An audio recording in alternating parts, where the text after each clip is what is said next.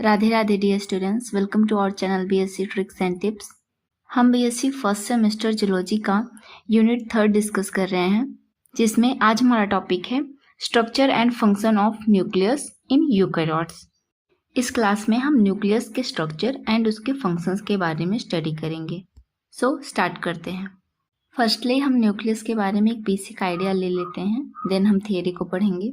तो ये है हमारा प्यारा सा न्यूक्लियस जो कि सेल के अंदर पाया जाता है। सपोज कि ये चारों तरफ क्या है, सेल है, और सेल के अंदर हमारा क्या है, न्यूक्लियस। न्यूक्लियस को हम कंट्रोल सेंटर बोलते हैं सेल का। ऐसा क्यों?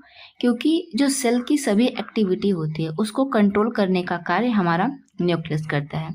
इसलिए समटाइम हम न्यूक्लियस को बॉस ऑफ द सेल बोलते हैं। जिस प्रकार से किसी कंपनी को चलाने के लिए एक मेन बॉडी होती है बॉस, जो कि सभी फंक्शंस को रेगुलेट करता है कंपनी में, उसी प्रकार से सेल की सभी एक्टिविटी को रेगुलेट करता है हमारा न्यूक्लियस। न्यूक्लियस जो होता है, इसकी आउटर कवरिंग होती है न्यूक्लियर एनवेलप की, जो कि डबल मेम्ब्रेन बाउंड होती है, और न्यूक्लियर एनवेलप में ही प्रेजेंट होते हैं न्यूक्लियर पोर्स। न्यूक्लियर पोर्स का क्या फंक्शन होता है कि ये मॉलिक्यूल्स के ट्रांसपोर्ट में हेल्प करते हैं। ट्रांसपोर्ट मीन्स कि अगर कोई मॉलिक्यूल साइटोप्लाज्म में प्रेजेंट है, उसको न्यूक्लियस के अंदर जाना है, तो क्या करेंगे, इसकी एंट्री करेंगे। और अगर न्यूक्लियस में प्रेजेंट है, उसको साइटोप्लाज्म में जाना है, तो क्या करेंगे, एग्जिट करेंगे। तो ओवरऑल जो पोर्स होते हैं, इनका मेन फंक्शन होता है कि ये मॉलिक्यूल्स के ट्रांसपोर्ट में हेल्प करते हैं। न्यूक्लियस के अंदर न्यूक्लियोप्लाज्म प्रेजेंट होता है। न्यूक्लियोप्लाज्म जो है एक जेल लाइक सब्सटेंस होता है, जो कि न्यूक्लियस के अंदर पाया जाता है, और इस जेल लाइक सब्सटेंस में कुछ क्रोमेटिन के थ्रेड्स होते हैं एंड हमारा न्यूक्लियोलस प्रेजेंट होता है। क्रोमेटिन क्या होता है? क्रोमेटिन एक थ्रेड लाइक स्ट्रक्चर होता है जो कि डीएनए प्लस प्रोटीन का बना हुआ होता है, और यही क्रोमेटिन बाद में कंडेंस होकर क्रोमोसोम का फॉर्मेशन करता है। न्यूक्लियोलस का मेन फंक्शन होता है कि ये राइबोसोम की सिंथेसिस करता है। आई थिंक इतना आपको क्लियर हो गया होगा। अब हम इसकी थियरी को पढ़ेंगे। The nucleus is a prominent organelle in eukaryotic cell. जैसा कि हम सब जानते हैं कि दो तरीके के सेल्स होती हैं, एक होती है प्रोकैरियोटिक सेल, एक होती है यूकैरियोटिक सेल। जो न्यूक्लियस होता है वो प्रोकैरियोटिक सेल में कंप्लीट नहीं पाया जाता है, बट यूकैरियोटिक सेल में कंप्लीट न्यूक्लियस पाया जाता है। तो जो न्यूक्लियस होता है, ये फीचर किसका होता है? यूकैरियोटिक सेल्स का। Serve as the cells control center. ये किसी सेल के कंट्रोल सेंटर के जैसे एक्ट करता है, यानी कि उस सेल की एक्टिविटी को कंट्रोल करता है। Housing the genetic material and regulates cellular activities. Housing the genetic materials का मतलब होता है कि न्यूक्लियस के अंदर क्या पाया जाता है? क्रोमेटिन। और क्रोमेटिन क्या कंटेन किया जाता है? DNA plus associated proteins. तो डीएनए क्या होता है? हमारा मेन जेनेटिक मटेरियल होता है, इसीलिए हम न्यूक्लियस को हाउसिंग ऑफ जेनेटिक मटेरियल्स बोलते हैं। It enclosed bye double membrane called the nuclear envelope which separate it's from the cytoplasm. Nuclear envelope क्या करता है कि न्यूक्लियस के अंदर का जो कंपोनेंट होता है और जो साइटोप्लाज्म का कंपोनेंट होता है, इन दोनों को सेपरेट रखता है। The nucleus consist essential processes like DNA replication, transcription and ribosome biogenesis.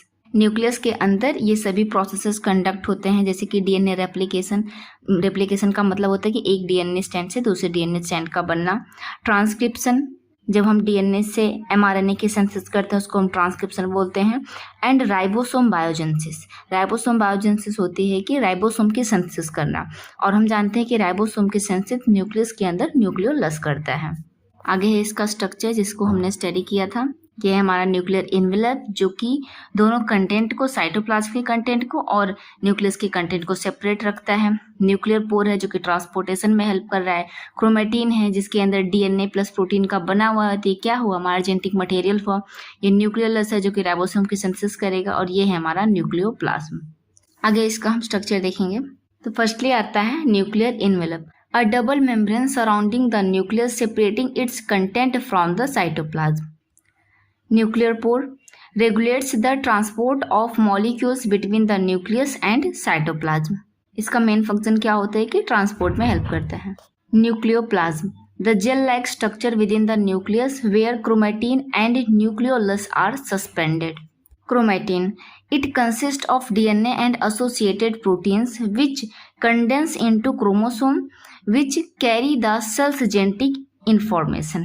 Chromatin क्या करता है? सेल का डिवीजन जब होने लगता है तो क्रोमेटिन कंडेंस होने लगता है, जिससे क्रोमोसोम का फॉर्मेशन होता है। और क्रोमोसोम ही ऐसा जेनेटिक मटेरियल होता है जो कि एक जनरेशन से दूसरी जनरेशन में ट्रांसफर होता है। अगला है nucleolus, a distinct structure within the nucleus responsible for the ribosome synthesis. इसका मेन फंक्शन होता है कि ये राइबोसोम की सिंथेसिस करता है। आगे हम फंक्शन देखेंगे न्यूक्लियस का। हमारा न्यूक्लियस जो है वो हेल्प करता है डीएनए के स्टोरेज एंड रेप्लिकेशन। न्यूक्लियस के अंदर जो होता है हमारा क्रोमेटिन स्टोर्ड होता है, और क्रोमेटिन डीएनए प्लस प्रोटीन्स का बना हुआ है। तो डीएनए कहाँ स्टोर्ड हुआ? हमारे न्यूक्लियस के अंदर। और सेल डिवीजन के टाइम इसी डीएनए का क्या होता है? रेप्लिकेशन होता है न्यूक्लियस के अंदर। Gene expression and regulation, gene expression and regulation कैसे करता है? जब न्यूक्लियस के अंदर ट्रांसक्रिप्शन की प्रोसेस होती है और फर्दर साइटोप्लाज्म में जाके प्रोटीन की सिंथेसिस होती है, तो इसको हम बोलते हैं कि जीन एक्सप्रेस हो रहा है। तो हमारा न्यूक्लियस क्या करता है? जीन के एक्सप्रेशन एंड रेगुलेशन में भी हेल्प करता है। राइबोसोम बायोजेनेसिस, राइबोसोम की सिंथेसिस कहाँ होती है? न्यूक्लियस के अंदर। तो न्यूक्लियस क्या करता है? राइबोसोम बायोजेनेसिस में भी हेल्प करता है। सेलुलर कंट्रोल सेंटर, न्यूक्लियस को हम सेलुलर कंट्रोल सेंटर बोलते हैं क्योंकि regulates cellular activity like growth, metabolism and reproduction. Protection of genetic materials, ये जेनेटिक मटेरियल्स को भी क्या करता है? प्रोटेक्ट करके रखता है। ओके स्टूडेंट, तो यहाँ पे हमारा टॉपिक कंप्लीट होता है। आई थिंक आज का टॉपिक आप सबको पसंद आया होगा। अगर किसी भी स्टूडेंट को टॉपिक से रिलेटेड कोई भी डाउट हो तो आप कमेंट सेक्शन में पूछ सकते हैं। ओके स्टूडेंट्स, अपना ख्याल रखिए, पढ़ाई करते रहिए। राधे राधे।